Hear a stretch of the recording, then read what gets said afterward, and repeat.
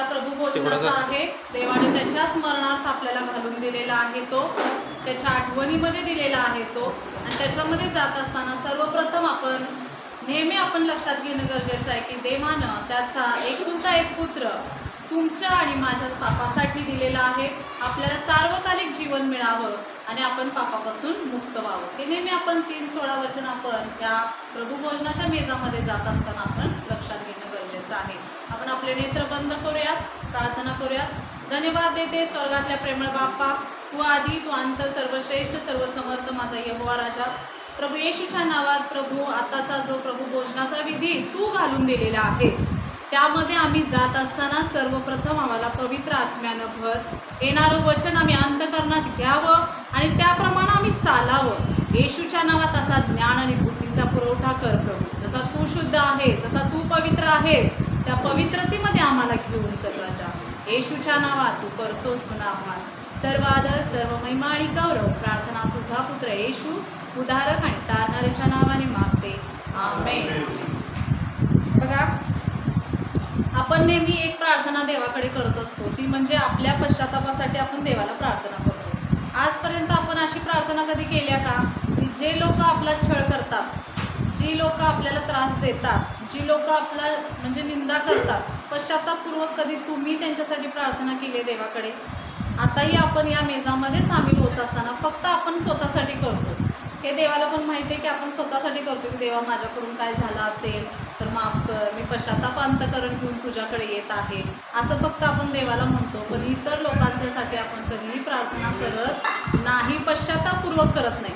छळ करणारे आहेत, त्यांना असं होऊ दे तसं होऊ दे, ह्या गोष्टी आपण शिव्या शाप देणं हे प्रकार आपण करतो. पण पश्चातापपूर्वक देवाकडं कशा पद्धतीनं येणार आहे ते बघणारे आपण इमरिया याचं पुस्तक काढूया, एक वचन काढूया त्यातलं, आणि त्यानं कसं पश्चाताप अंतःकरण केलेलं आहे बघूया. इमरिया याचा 15वा अध्याय आणि 19वं वचन आपण बघूया.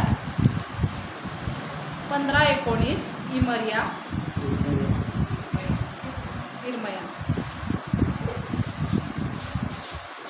काढूयात आपण. हां,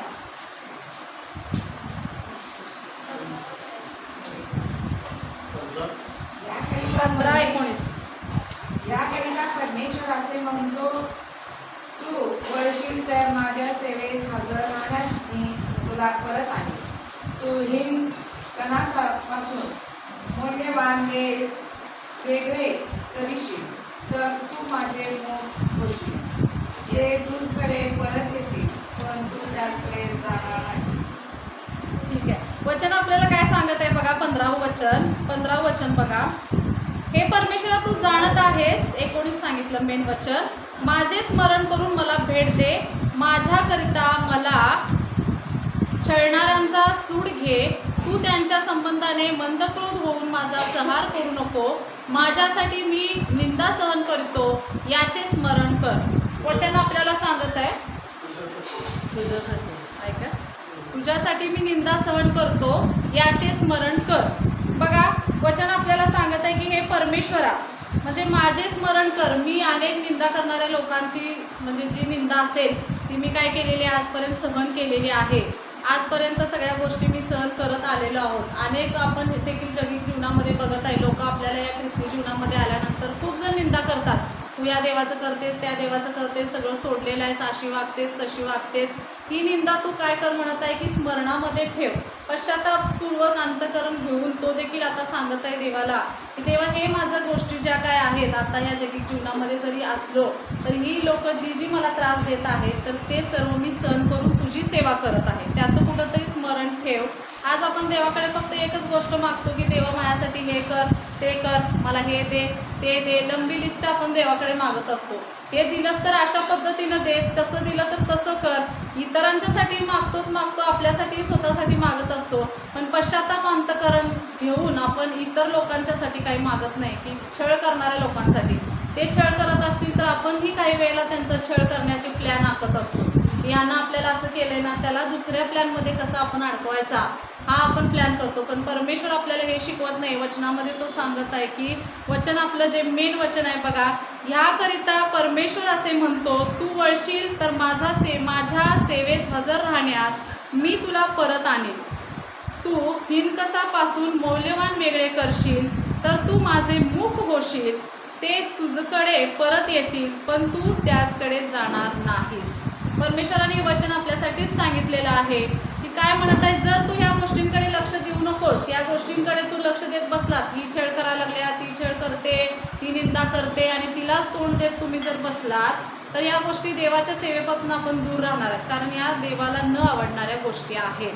आज देव देखील जसं त्याला सांगितलेलं आहे तसं आपल्यालाच हे वचन आज आपल्यासाठी आलेलं आहे की परमेश्वर म्हणत आहे ह्या छळ करणाऱ्या लोकांपासून तू दूर हो स्वतः आणि तू बदल, असं परमेश्वरानं आपल्याला सांगितलं. हे पवित्र बायबल आज आपल्याला शिकवत आहे की ह्या गोष्टींपासून तुम्ही वंचित व्हा, तुम्ही त्या गोष्टींकडे लक्ष देऊ नका. सगळ्या ठिकाणी आहेत आज छळ करणारी लोक, सगळीकडे आहेत, असं कोण नाही आहे. शेजार पाजारला तर नक्कीच आहेत, पण परमेश्वरानं वचन सांगितलं की पहिला कुणावर प्रीती करा सांगितलेलं आहे, शेजाऱ्यांच्यावर प्रीती करा. ती कधीच आपण करत नाही. आज तागायत कधीच करत नाही. छेड करत असतात, काही वस्तू आणल्या की त्यांनाच वाटत असतं की ह्यांच्या घरात हे आणलं ते आणलं, आपल्याला जेलसी फील होते. पण परमेश्वर आपला म्हणत आहे की अशा गोष्टींकडे तुम्ही लक्ष देऊ नका, तर तुम्ही काय होणार आहे, माझी सेवा करण्यासाठी तुम्ही तत्पर होणार आहात.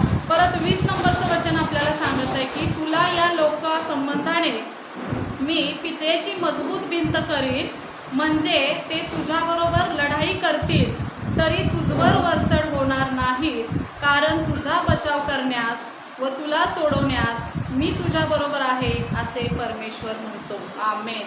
बघा, जरी लोकांनी आपल्यासाठी काही शस्त्र उठवले असतील, शस्त्र म्हणजे काय, मारायला येणार नाही तलवार घेऊन, शस्त्र म्हणजे वेगळ्या काहीतरी अडचणीमध्ये आपल्याला पाडण्याचा प्रयत्न ती करत असतात, बरोबर.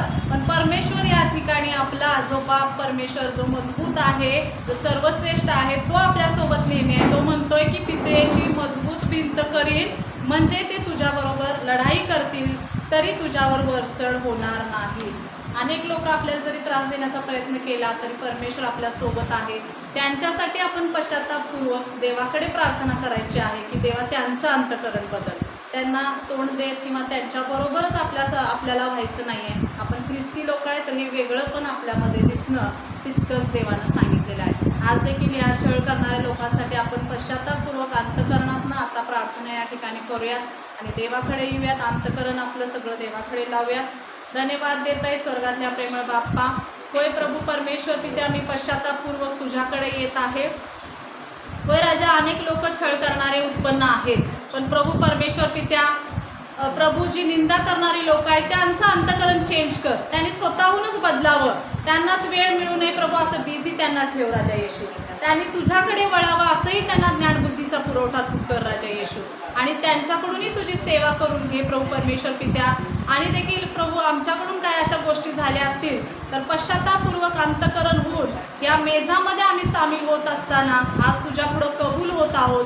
या सर्व गोष्टींपासून आम्हाला धुवून पुसून स्वच्छ कर येशूच्या नावात. तू करतोयस म्हणून आभार, धन्यवाद. सर्व आदर, सर्व महिमा आणि गौरव प्रार्थना तुझा पुत्र येशू उद्धारक आणि तारणाऱ्याच्या नावाने मागते. आमेन, आमेन.